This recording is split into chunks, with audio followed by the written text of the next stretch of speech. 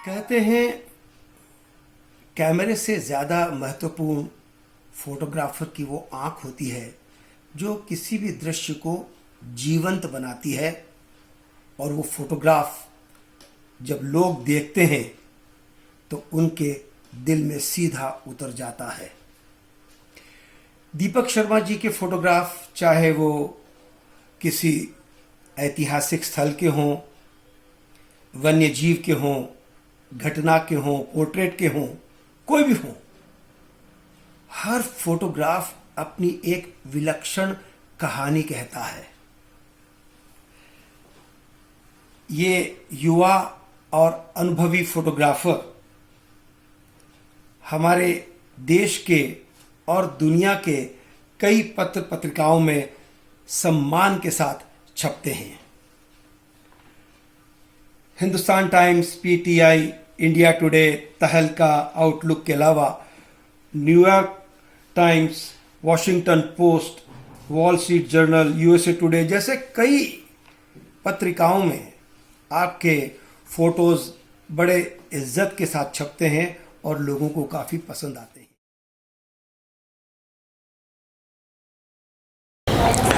नमस्कार, मैं हूं दीपक शर्मा, फ़ोटो जर्नलिस्ट, जो कि पिछले 20 साल से फ़ोटो जर्नलिज़म से जुड़ा हूं और साथ साथ में कुछ कॉमर्शियल वर्क भी कर रहा हूं, और आज आप सबके बीच में आने का मुझे मौका मिला है।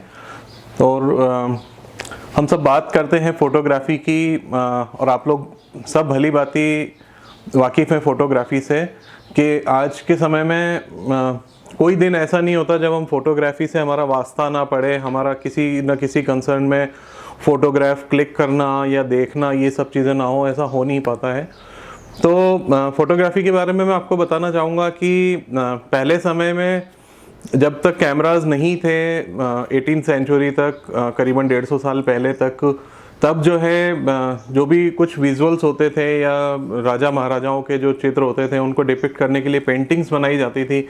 लेकिन धीरे धीरे जब टेक्नोलॉजी बढ़ी तब कैमरा ईजाद हुए और उनको कैमरे के थ्रू कैप्चर किया जाने लगा, और धीरे धीरे टेक्नोलॉजी के साथ साथ इतने तीव्र गति से ये चेंज हुए हैं कि अब तो हम क्लिक करते टाइम देख सकते हैं कि फ़ोटो कैसा आने वाला है, और बहुत ही एडवांसमेंट इसमें हो चुके हैं। तो मैं आपको बताना चाहूँगा कि हमारी लाइफ में, डेली लाइफ में, सोसाइटी में, पूरी दुनिया में, हर जगह पर एक रिवॉल्यूशन बनकर आई है फ़ोटोग्राफी। चाहे वो साइंस का सेक्टर हो, चाहे रिसर्च वर्क हो, चाहे हिस्ट्री हो, चाहे जो भी हो, ट्रैवल हो, हम किसी भी जगह के बारे में जानना चाहते हैं, देखना चाहते हैं, सीधे हम गूगल पर क्लिक करते हैं और वहाँ की इमेजेस देख लेते हैं। आजकल हम लोग ऑनलाइन शॉपिंग भी कर रहे हैं तो प्रोडक्ट भी हम फोटोग्राफ के थ्रू ही सेलेक्ट कर पाते हैं कि कैसा ये प्रोडक्ट है, इसकी क्वालिटी कैसी होगी, वो फोटोग्राफ से इतना फाइन वे में आपको पता चल जाता है। और हम सबकी पर्सनल लाइफ के जो मोमेंट्स हैं उनको तो बट ऑब्वियसली हम जैसे हमारे पेरेंट्स की वेडिंग के फ़ोटोग्राफ देख रहे हैं, हमारे दादा दादी जी के, फोर फादर्स के फ़ोटोग्राफ भी हम देख पाते हैं, तो वो फ़ोटो के थ्रू ही हमारे पास एक ही मीडियम है जिसके थ्रू हम उन लोगों को देख पाते हैं। और जो भी डेली लाइफ के मोमेंट्स हैं, चाहे शादी समारोह हो, फंक्शन हो, बर्थडे हो, या हम फ्रेंड्स के साथ में कहीं घूमने गए हैं, फैमिली के साथ में गए हैं, स्कूल कॉलेज के टाइम के हैं, वो सब उनको दोबारा हमारे यादें ताज़ा करने का जो जरिया है वो फ़ोटोग्राफ्स ही होता है।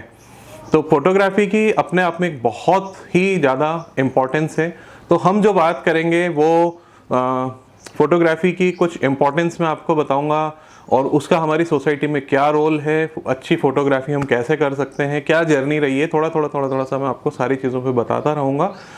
आज हम बात करेंगे ज़्यादातर थ्योरेटिकल पार्ट पे, जिससे मैं आपको पहले पूरी डिटेल में समझा दूं कि व्हाट इज़ फोटोग्राफी, और जो नेक्स्ट सेशन हमारा होगा उसमें हम उसको प्रैक्टिकली भी करेंगे कि कैसे फ्रेम लेना है, कैसे एंगल्स लेने हैं, उन सब चीज़ों पे भी हम बात करेंगे। तो मैं आपको बताना चाहूँगा कि अब हमारा जो सब्जेक्ट आता है कि फोटोग्राफर मतलब पहले क्या होता था कि कुछ गिने चुने प्रोफेशनल फोटोग्राफर्स ही हुआ करते थे, और फोटोग्राफर या चाहे वो स्टिल फोटो ले रहा है, चाहे वो वीडियो शूट कर रहा है, या वो सिनेमेटोग्राफर है, वो फील्ड एक ही काउंट होती है। मतलब क्योंकि वो सारी चीज़ें जो कैमरे से शूट की जा रही है, चाहे वो फिल्म मेकिंग कर रहे हैं या स्टिल इमेजेस कैप्चर कर रहे हैं।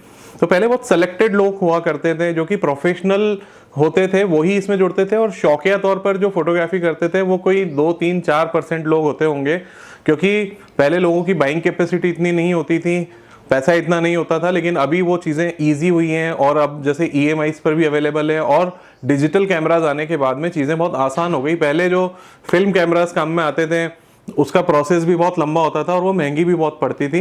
अब वन टाइम इन्वेस्टमेंट होता है, एक बार कैमरा ले लिया और सालों तक वो कैमरा चलता रहता है, और उसको हम डायरेक्ट कंप्यूटर में कॉपी कर लेते हैं या डाउनलोड कर लेते हैं, तो उससे फ़ोटोग्राफ्स देखने को मिल जाती है।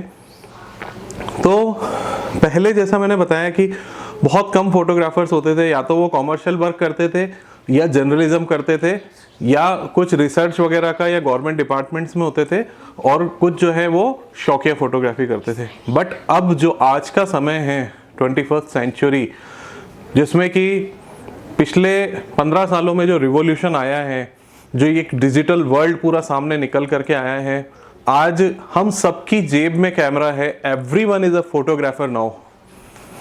पहले वो गिने चुने जो फोटोग्राफर्स होते थे, अब वो टाइम खत्म हो चुका है, अभी हम सब एक फोटोग्राफर हैं। तो मैं आपको ये बताना चाहूँगा कि जब हम फोटोग्राफ्स को डेली क्लिक कर रहे हैं, आप सब भी संभवतः रोजाना शायद ही कोई ऐसा दिन होता हो जब कैमरा ना ऑन करें, रोजाना कुछ ना कुछ तो क्लिक करते ही होंगे। और अभी जो रिसेंट सिनेरियो चल रहा है, जो लॉकडाउन का दौर चल रहा है, उसमें जैसे कि कल एक वीडियो आया था कि गवर्नमेंट हॉस्पिटल के बाहर एक लेडी है जिसको कि ट्रीटमेंट नहीं मिलने की वजह से उसकी डेथ हो गई। ऐसे ही कई बार कई इस तरह के जो फोटोग्राफ्स या वीडियोस देखने को मिलते हैं जो हमें समाज की हकीकत दिखाते हैं। तो हमारी एक जिम्मेदारी है और ये हमारा रोल है कि हम ये तय करें कि जो फोटो या जो वीडियो हम वायरल कर रहे हैं, हम एक दूसरे फ्रेंड्स को या मिलने वालों को भेज रहे हैं, वो कितना सही है कितना गलत है, ये हमें सोचना बहुत ज़रूरी है। क्योंकि एक तरफ जहाँ चारों ओर माहौल अभी इतना पैनिक हो रहा है, उसके बीच में अगर नेगेटिव चीज़ों नेगेटिव पे चीज़ें आ रही है, तो आदमी साइकोलॉजिकली इतना ज़्यादा परेशान हो रहा है, इतना डिप्रेशन में लोग आए हुए हैं कि वो उन्हीं नेगेटिव चीज़ों को देख करके और ज़्यादा डिप्रेशन में जाए जा रहे हैं। तो ये फोटोग्राफर का एक बहुत इंपॉर्टेंट रोल अब हो चुका है, क्योंकि अब common man is a photographer, everyone is a photographer. तो इन चीज़ों का आप सभी को विशेष ध्यान रखना है कि हमें कभी भी कोई ऐसा फोटो या वीडियो जो कि कोई नेगेटिव मैसेज सोसाइटी में दे रहा हो, ज़्यादा पैनिक हो रहा हो, जो दिखाने की ज़रूरत है वो दिखाना भी चाहिए, जो फैक्ट है वो भी हमें दिखाना चाहिए। कहीं कोई गलत चीज़ हो रही है और हमारी सुनवाई नहीं हो रही है, उसको भी दिखाना चाहिए, लेकिन सोच समझ करके कि कौन सी चीज़ है जिसको हाईलाइट करना चाहिए, कौन सी चीज़ है जिसको हाईलाइट नहीं करना चाहिए। क्योंकि अब जो रैपिड चेंजेस फोटोग्राफी में आए हैं कि पहले फिल्म कैमरा होते थे, उसमें रील डलती थी, रील डलने के बाद में जब वो रील पूरी हो जाती थी तब वो उसको कलर लैब पर देते थे या डार्क रूम में उसको एक्सपोज करते थे, फिर प्रिंट निकलते थे। अभी इंस्टेंटली हम क्लिक करते हैं और सामने फोटो दिख जाती है। तो ये एक बहुत बड़ा चेंज है, और हर एक मिनट में लाखों करोड़ों की संख्या में जो फोटोग्राफ्स हैं वो व्हाट्सएप पर, ट्विटर पर, इंस्टाग्राम पर, लिंक्डइन पर, इन सब प्लेटफॉर्म्स पर अपलोड हो रहे हैं, शेयर किए जा रहे हैं। तो ये एक बहुत बड़ा चेंज हमारे सोसाइटी में आया है फोटोग्राफी को लेकर के। तो इस समय में हम सबका बहुत ज़्यादा सतर्क होना बहुत ज़रूरी है कि हम कोई भी फोटोग्राफ क्लिक कर रहे हैं तो बहुत सोच समझ करके उसको आगे शेयर करना है। लाइट मूवमेंट्स हैं, एंजॉयबल चीज़ें हैं, आप नेचर की ब्यूटी को कैप्चर कर रहे हैं। जैसे कि मैं मेरा पर्सनल एक्सपीरियंस आपको बताता हूँ जो मैं अभी इन दिनों कर रहा हूँ, क्योंकि फैमिली की रिस्पॉन्सिबिलिटीज़ भी होती हैं और हमारी खुद की भी फिक्र होती है। तो जितना एसेंशियल है जर्नलिज्म वाले पॉइंट ऑफ व्यू से, उतना ही घर से निकल रहे हैं। और घर के पास में एक खाली प्लॉट है, उसमें बहुत सारे तरह के बर्ड्स यहाँ पर आ रहे हैं। तो मैं अपना कैमरा दिन भर रेडी रखता हूँ और जब जब मौका लगता है उन बर्ड्स के फोटोग्राफ्स कैप्चर करता हूँ और उनको अपने फ्रेंड्स के साथ में शेयर भी करता हूँ। और उनका यही रिस्पॉन्स आता है कि जहाँ एक और सब तरफ से दुख भरी चीज़ें आ रही है, उसमें आपने कुछ क्रिएटिव भेजा, हमें बहुत अच्छा लगा। या क्योंकि बीइंग अ फोटो जर्नलिस्ट मुझे बाहर जाने का भी मौका मिलता है, तो सिटी का कोई खूबसूरत व्यू है बहुत खूबसूरत शाम हो रही है, उसका कुछ छोटा सा एक 30 सेकंड का वीडियो बना करके शेयर कर दिया कि मतलब सिर्फ नेगेटिविटी नहीं है, इसके अलावा भी कुछ और हैं, हम पॉजिटिव चीज़ें भी देख सकते हैं, ये हमारी ड्यूटी है। तो हम फोटोग्राफी की जब बात आगे करेंगे तो इस चीज़ का आपको ध्यान रखना है कि हमें पॉजिटिव थॉट के साथ में पॉजिटिव फोटोग्राफी ही करनी है और जीवन में खुशियां देखनी है, खुशियां ही दिखानी है और खुशियों के रंग बिखेरने हैं। और शायद इसीलिए इसी कड़ी में इस सेशन के लिए मुझे बुलाया गया है। मैं स्पेशली थैंक्स करूंगा किरण सोनी मैम का, जिन्होंने कि मुझे इस वर्क के लिए बोला और मैं बहुत आभारी हूं उनका, मैम का। सबसे पहले मैं आपको बताना चाहूँगा टाइप्स ऑफ फोटोग्राफी। मतलब आप सबको नॉलेज होनी चाहिए कि फोटोग्राफी कितने टाइप्स की होती है, कितने तरह से हम फोटोग्राफी कर सकते हैं। जिसमें सबसे पहले आता है नेचर एंड वाइल्ड लाइफ, जिसमें हम प्रकृति के दृश्यों को कैप्चर कर सकते हैं। एक होता है लैंडस्केप फोटोग्राफी, इसी के साथ होता है ट्रैवल फोटोग्राफी और आर्किटेक्चरल फोटोग्राफी, स्पोर्ट्स फोटोग्राफी और प्रोडक्ट फोटोग्राफी और जर्नलिज्म, फोटो जर्नलिज्म जो होता है। और कॉमर्शियल में जो सबसे ज़्यादा किया जाता है वो होता है इवेंट शूट, वेडिंग फोटोग्राफी, जिसमें कि अब लोग बहुत स्पेसिफिक वर्क तक करने लगे हैं कि कई फोटोग्राफर्स ऐसे हैं जो सिर्फ प्री वेडिंग शूट ही करते हैं, कई फोटोग्राफर्स हैं जो सिर्फ बेबी शूट कर रहे हैं, कई फोटोग्राफर्स सिर्फ ई कॉमर्स के लिए वर्क कर रहे हैं। तो यदि आप में से कुछ बिगनर्स हैं जो कि नए तरीके से फोटोग्राफी को अडॉप्ट करना चाह रहे हैं, तो मैं आपको बता दूं कि अभी फोटोग्राफी में रेवेन्यू जनरेशन के लिए भी बहुत सारी नई चीज़ें जुड़ चुकी हैं। मतलब अब फोटोग्राफी सिर्फ स्टूडियो फोटोग्राफी तक सीमित नहीं रह गई है कि कोई कस्टमर आएगा और वो आपको बोलेगा कि हमारा एक पासपोर्ट साइज फ़ोटो या प्रपोजल फ़ोटो, अभी वो चीज़ें ख़त्म हो गई है, अभी नई चीज़ें सारी आ गई है। तो ये सारी टाइप्स ऑफ फोटोग्राफी हैं जिसमें आप अच्छा काम कर सकते हैं और जिसमें आपका इंटरेस्ट है। सबसे पहले आपको ये देखना है कि आपका इंटरेस्ट किस सब्जेक्ट में है, उस इंटरेस्ट में आप आगे अपनी बना सकते हैं पकड़ और उसी में आप बहुत डीप में जा सकते हैं। एक चीज़ और मैं आपको बताना चाहूँगा कि photography is a very strong source of knowledge upgradation.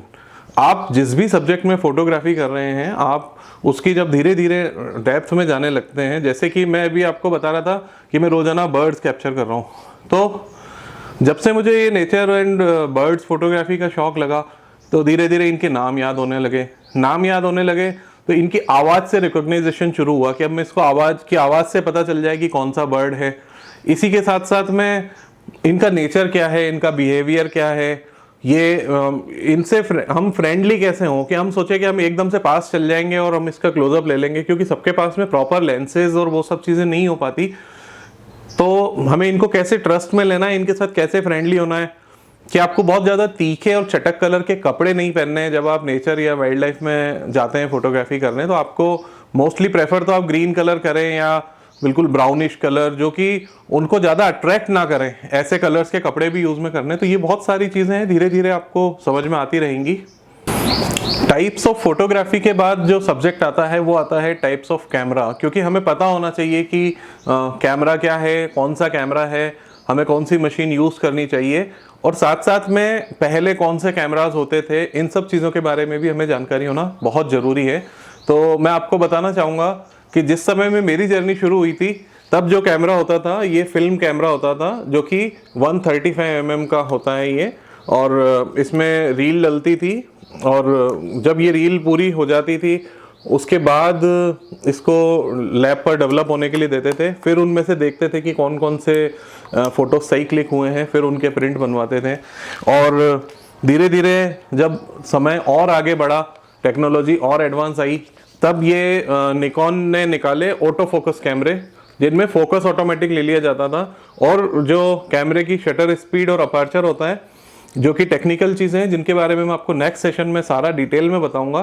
तो फिर ये ऑटो फोकस कैमरे और ऑटो बॉडीज आई, जिसमें कि हमारा काम थोड़ा सा इजी हुआ। और इसी के साथ साथ में आए पोलराइड कैमरे। ये देखिए, पोलराइड कैमरे में जो फिल्म लगती थी उसकी वजह से आपको इमीडिएट फोटो मिल जाती थी। इधर आपने क्लिक किया और इधर आप फोटो निकाल सकते हैं। उसके बाद में दौर आया 2005-06 के अंदर, जो बिल्कुल ही अलग था। वो टाइम आया डिजिटल कैमरे का, और डिजिटल कैमरे में सबसे पहले इस टाइप के छोटे कैमरे आए जिनमें ऑप्टिकल लेंस होता था। इसमें यही लेंस बाहर निकलता था और अंदर जाता था, इसी में वाइड एंगल लेंस और इसी में टेली लेंस होता था। और ये एक बिल्कुुल नई तरह की क्रांति थी जो कि कभी किसी ने सोचा भी नहीं था कि इस टाइप के कैमरे आएंगे जिसमें फिल्म डालने की ज़रूरत नहीं पड़ेगी। इसमें मेमोरी कार्ड डलता था और मुझे अभी भी याद है कि जो सबसे पहला कैमरा मैंने फ्यूजी का लिया था उसमें जो कार्ड था वो 32 MB का कार्ड था। और 32 MB का कार्ड भी बहुत बड़ा कार्ड माना जाता था। आज तो मतलब 64 GB 128 GB की भी कोई वैल्यू नहीं है, वो भी बहुत नॉर्मल सी चीज़ें हो गई है। लेकिन उस समय में 32 MB का कार्ड खरीद करके भी बड़ा खुशी का अनुभव होता था कि हमारे पास में 32 MB का कार्ड है। फिर ये कैमराज आए, ये कैमराज चले और समय और आगे बढ़ता गया और फिर DSLR कैमरा आए। DSLR कैमरों में पहले जो है वो मिरर वाले कैमरे आते थे और मिरर कैमरों के बाद में ये जो टाइम आया है ये आया है मिररलेस का, जो कि आज की टेक्नोलॉजी है जिसमें जो सबसे एडवांस टेक्नोलॉजी होती है दैट इज़ मिररलेस कैमरा। ये आप देख सकते हैं सोनी का मिररलेस कैमरा है जो कि बिल्कुल एडवांस कैमरा है, लाइट वेट कैमरा है। और इसकी जो सबसे ख़ास चीज़ है वो है इलेक्ट्रॉनिक व्यू फाइंडर, क्योंकि जो पहले तक जो डिजिटल कैमरे थे उसमें क्लिक होने के बाद पता चलता था कि फ़ोटो कैसा आया। इसमें आपको क्लिक करते समय जो फ़ोटो कैसा क्लिक हो रहा है वो हाथों हाथ उस लाइव दिखता रहता है, तो आपको आपके फ़ोटो वेस्ट नहीं होते, आपके क्लिक वेस्ट नहीं होते। इमीडिएटली आपको पता चल जाता है कि आपका फ़ोटो कैसा आने वाला है। तो फोटोग्राफी बहुत आसान हो गई है। ये एक मजाक है, फोटोग्राफी आसान नहीं हुई है, फोटोग्राफी उल्टा और कठिन हुई है। वो कैसे हुई कठिन, जरा सोचिए।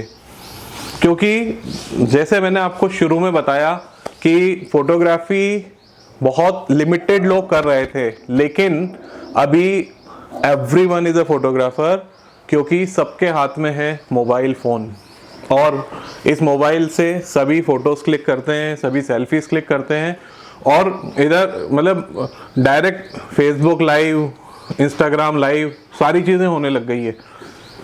तो ये जो चीज़ है ना कि इमीडिएट दिख जा रहा है फोटोग्राफ, कैसा क्लिक होगा, स्पीड, अपर्चर, हाथों हाथ एडिटिंग का भी ऑप्शन आ गया। उसके बाद में उसमें कॉम्प्लिकेशन ये बचा है कि आपने अच्छा क्या क्लिक किया, क्योंकि क्लिक तो सभी कर रहे हैं। तो ये बहुत बड़ा चैलेंज हो गया कि आप बीइंग अ फोटोग्राफर, अगर आप एक पैशनेट फोटोग्राफर हैं तो सबको ये प्रूफ करना कि I am a good photographer and I have click something different. So it is a new challenge before you और उस चैलेंज को आपको स्वीकार करना है और अपने टैलेंट को शोकेस करना है कि जहाँ पर सब फोटोग्राफर हैं, सब किसी के पास में DSLR कैमरा है, किसी के पास में आईफोन है, आईफोन के तो और भी अल्टीमेट जो HDR रेंजेस वगैरह हैं वो सब इतनी एडवांस हैं कि फ़ोटो को एक अलग ही एनहेंस कर देती है। और लाइट एंड शेड वाले जो शॉट्स हैं वो तो बहुत ही अल्टीमेट उससे क्लिक हो जाते हैं। और उसके बीच में ज़रूरी नहीं है कि सबके पास में आईफोन 12 हो या आईफोन 11 हो, कईयों के पास में सैमसंग या रेडमी या दूसरे अदर कंपनीज के भी फ़ोन होते हैं। लेकिन टैलेंट सारा आपका है, ये एक्सरसाइज सारी आपको करनी है कि मैं कैसा फ़ोटो क्लिक करूं जो कि दूसरों से डिफरेंट हो।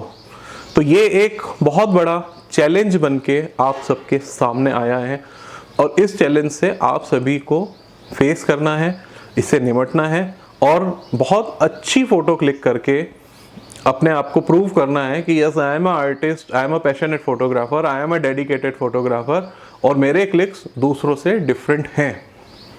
तो उस फोटो का मतलब है।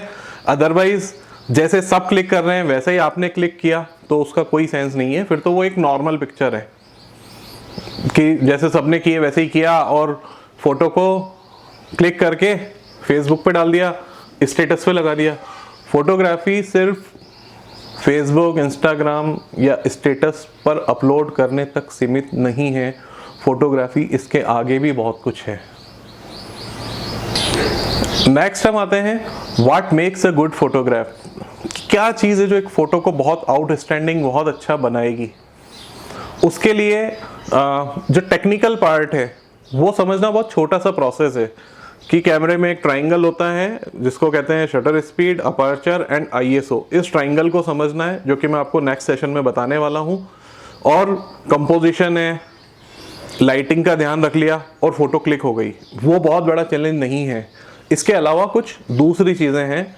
वो दूसरी चीज़ें हैं कि आपको जो सामने सीन है, चाहे वो नेचुरल ब्यूटी है, चाहे लैंडस्केप है, चाहे कोई घटना घटित हो रही है, चाहे किसी का पोर्ट्रेट ले रहे हैं, चाहे आप किसी लेक का सीन कैप्चर कर रहे हैं, उसको आप डिफरेंट तरीके से कैसे देखते हैं कि हम उस तरीके से इसको कैप्चर करें कि जैसा किसी ने नहीं कैप्चर किया हो, समथिंग डिफरेंट। और सपोज आप बर्ड्स की फोटोग्राफी कर रहे हैं या वाइल्ड लाइफ फोटोग्राफी कर रहे हैं या कोई मूड शॉट कैप्चर करना चाह रहे हैं, उसमें जो बहुत ज़्यादा नीड है जिस चीज़ की, उसे कहते हैं हम पेशेंस। अगर आप में बहुत ज़्यादा पेशेंस नहीं है तो आप अच्छे फोटोग्राफर कभी नहीं बन सकते। आपने सोचा कि हम गए, ये बस यूं बटन दबाया, सेल्फी ले ली और फोटो क्लिक हो गई, तो वो सिर्फ सेल्फी है, वो मतलब वो एक परफेक्ट फोटोग्राफर आप उससे नहीं बन सकते कभी। अगर आपको डेप्थ में जाना है, डीपली वर्क करना है, मैं आपको बता दूं कि फोटोग्राफी भी एक कंप्लीट आर्ट है। एक अलग चीज़ है कि ये टेक्निकल आर्ट है, but it is a complete art. इसमें लाइट एंड शेड का भी ध्यान रखना है, टेम्परेचर का भी ध्यान रखना है।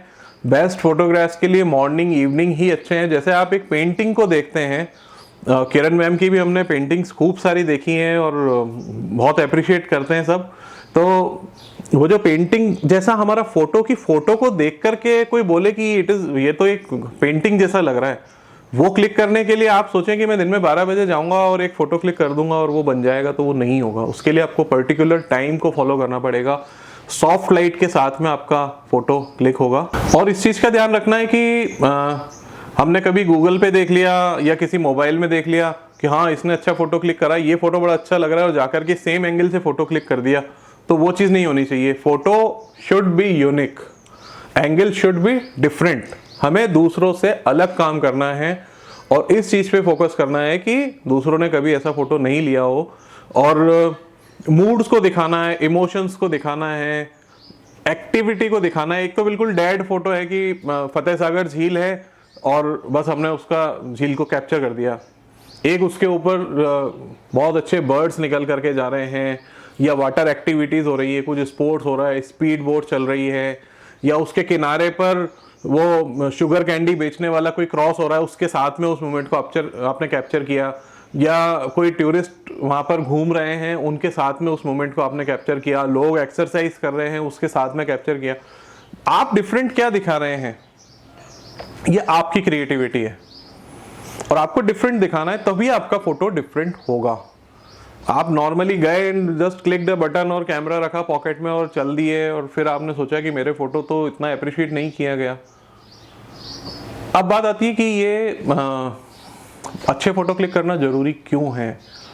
मतलब ये भी तो एक रीज़न है कि अच्छे फोटो हम क्यों क्लिक कर रहे हैं, क्योंकि वो आपको एक आइडेंटिटी देगा।